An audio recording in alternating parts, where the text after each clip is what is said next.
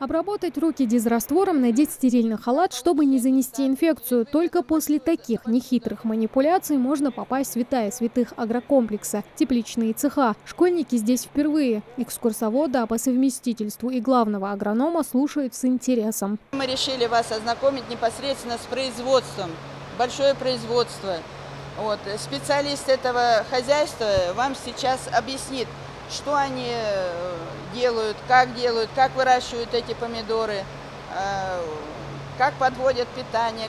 Дополнить школьный курс биологии и расширить знания учеников. Такие познавательные практические лекции для учащихся Сунжинской второй школы проходят с 2019 года. Тогда в учебном заведении открылся уголок «Юный агроном» по инициативе ингушского филиала Россельхозцентра. Мы ведем, с 8 класса начали, и вот в этом году ребята у нас выпускаются.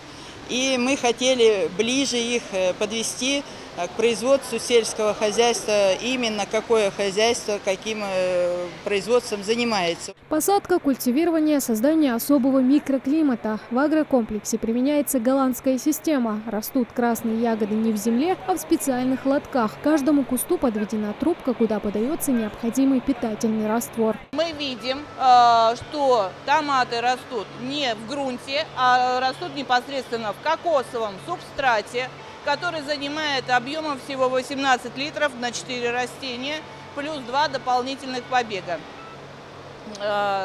Сорта у нас здесь в основном голландской селекции. Есть здесь даже собственная метеостанция. Диана Оздоева даже не представляла себе масштабы тепличного производства овощей. Говорить, видеть вживую все куда интереснее. Я не думала, что оно настолько большое и что здесь проводится столько работ. Я не знала, что выпускать специальных насекомых для опыления. Я думала, это просто само по себе происходит. И я узнала, что здесь работает очень много людей, этот труд очень востребованный. У них очень тяжелая работа и очень нелегкая. Весь процесс выращивания томатов установлен в автоматическом режиме. Специальная программа регулирует подачу тепла и циркуляцию воздуха. Климатические показания отслеживаются на вот таких мониторах. Все это позволяет овощеводам не зависеть от погодных условий и получать урожай круглый год.